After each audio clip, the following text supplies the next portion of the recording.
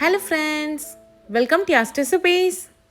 இன்றைக்கி நம்ம சேனலில் கத்திரிக்காய், முருங்கைக்காய், மாங்காய் எல்லாத்தையும் போட்டு ஒரு சூப்பரான சாம்பார் ரெசிபி தான் பார்க்க போகிறோம். இந்த சாம்பார் பார்த்திங்கன்னா நம்ம நார்மலாக வைக்கிற சாம்பாரை விட ரொம்பவே டேஸ்ட்டும் ஃப்ளேவர்ஃபுல்லாகவும் இருக்கும். இந்த முருங்கைக்காய்லாம் சேர்க்குறப்போ இது இட்லி, தோசை, ரைஸ்க்கு எல்லாத்துக்குமே பர்ஃபெக்டாக இருக்கும். வாங்க எப்படி சேர்த்துன்னு பார்க்கலாம். மெஷரிங் கப்பில் அரை கப் அளவுக்கு துவரம்பருப்பு எடுத்துக்கலாம். இப்போ இதை நல்லா வாஷ் பண்ணி எடுத்துக்கோங்க. இது கூடவே ஒரு 5 பல் அளவுக்கு பூண்டு சேர்த்துக்கலாம். அரை வெங்காயத்தை கட் பண்ணிவிட்டு சேர்த்துக்கோங்க. ரொம்ப வெங்காயம் சேர்க்கணும்னு அவசியம் இல்லை. இப்போ காரத்துக்கு பச்சை மிளகாய் சேர்த்துக்கலாம். 1லேருந்து 2 பச்சை மிளகாய் சேர்த்துக்கோங்க. ஒரு பெரிய தக்காளியை கட் பண்ணிவிட்டு சேர்த்துக்கலாம். இது கூடவே அரை ஸ்பூன் சீரகம் சேர்த்துக்கலாம்.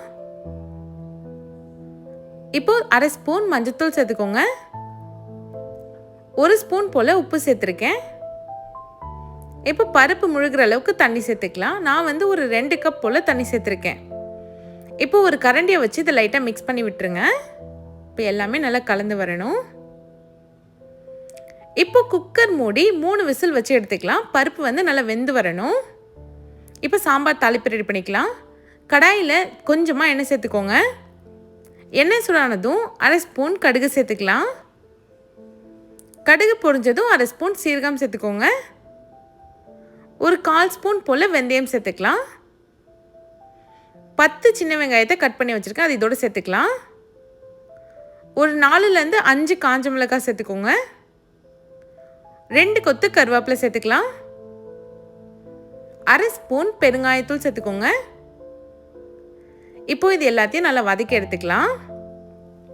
நம்ம சேர்த்த வெங்காயம் பார்த்திங்கன்னா நல்லா வதங்கி கண்ணாடி பதம் வரணும். அந்த மாதிரி நல்லா வதக்கி எடுத்துக்கோங்க. இப்போ பாருங்கள், வெங்காயம் நல்லா வதங்கிடுச்சு. இதில் ஒரு பெரிய தக்காளியை கட் பண்ணிவிட்டு சேர்த்துக்கலாம். இப்போ இதையும் நல்லா வதக்கி எடுத்துக்கலாம். வெங்காயம் தக்காளி நல்லா வதங்கி வரணும். தக்காளி பாருங்கள் நல்லா மசிஞ்சு வந்துடுச்சு. இந்த அளவுக்கு வதங்கினதுக்கு அப்புறமா தான் நம்ம காயெல்லாம் சேர்க்க போகிறோம். நான் இன்றைக்கி கத்திரிக்காய், முருங்கைக்காய், மாங்காய் தான் சேர்க்க போகிறேன். ஃபஸ்ட்டு கத்திரிக்காவும் முருங்கைக்காவும் சேர்த்துக்கலாம். சேர்த்துட்டு தேவையான அளவுக்கு உப்பு சேர்த்துக்கோங்க. திரும்ப நான் ஒரு ஸ்பூன் போல் உப்பு சேர்த்துருக்கேன்.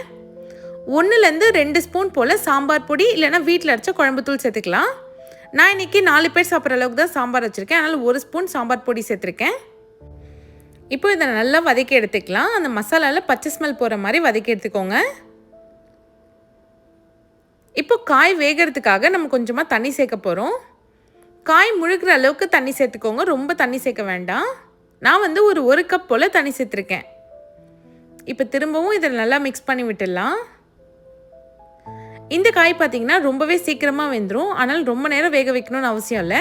ஒரு 5லேருந்து 7 நிமிஷம் வேக வச்சிங்கனாலே கரெக்டாக இருக்கும். இப்போ இது மூடி போட்டு வேக வச்சு எடுத்துக்கலாம். இப்போ ஒரு 8 நிமிஷம் போல் ஆயிடுச்சு. காயும் நல்லா வெந்து வந்துடுச்சு. நம்ம ஆல்ரெடி பருப்பு வேக வச்சுருந்தோம் இல்லையா, அதை லைட்டாக கரண்டியால் மசிச்சுட்டு ரெடி பண்ணி வச்சுருக்கேன். அது இதோடு சேர்த்துக்கலாம். இது கூடவே ஒரு சின்ன நெல்லிக்காய் சைஸ் அளவுக்கு புளியை கரைச்சி வச்சுருக்கேன், அதையும் சேர்த்துக்கோங்க. புளி ரொம்ப சேர்க்க வேண்டாம், லைட்டாக சேர்த்திங்கனாலே போதும். கூட கொஞ்சமாக தண்ணி சேர்த்துக்கலாம். இப்போ இதை நல்லா மிக்ஸ் பண்ணி விட்டுறலாம். இந்த சாம்பார் கொஞ்சம் தண்ணியாக இருந்துச்சுன்னா நல்லாயிருக்கும். உங்களுக்கு திக்காக வேணும்னா தண்ணியோட அளவு கம்மி பண்ணிக்கோங்க. இது கூடவே மாங்காய் சேர்த்துக்கலாம். மாங்காய் ஃபஸ்ட்டே சேர்த்தோன்னா குழஞ்சிரும், அதனால தான் லாஸ்ட்டாக சேர்க்குறோம். கொஞ்சமாக கொத்தமல்லி தழை சேர்த்துட்டு மூடி வச்சுருங்க. இதுக்கு பார்த்தீங்கன்னா மீடியம் ஃப்ளேமில் ஒரு 5 நிமிஷத்துக்கு வேகணும். இப்போ 5 நிமிஷம் ஆயிடுச்சு. சாம்பார் பாருங்கள் நல்லா கொதிச்சு வந்துடுச்சு. அவ்வளோதான், ஒரு அட்டகாசமான கத்திரிக்காய், முருங்கைக்காய், மாங்காய் சாம்பார் ரெடி ஆயிடுச்சு. இதை கண்டிப்பாக நீங்களும் உங்கள் வீட்டில் ட்ரை பண்ணி பாருங்கள். டேஸ்ட் அவ்வளோ சூப்பராக இருக்கும். இந்த ரெசிபி உங்களுக்கு பிடிச்சிருந்தா மறக்காமல் யாஸ் ரெசிபிஸ் சேனலை சப்ஸ்கிரைப் பண்ணிவிடுங்க. தேங்க்ஸ் ஃபார் வாட்சிங்.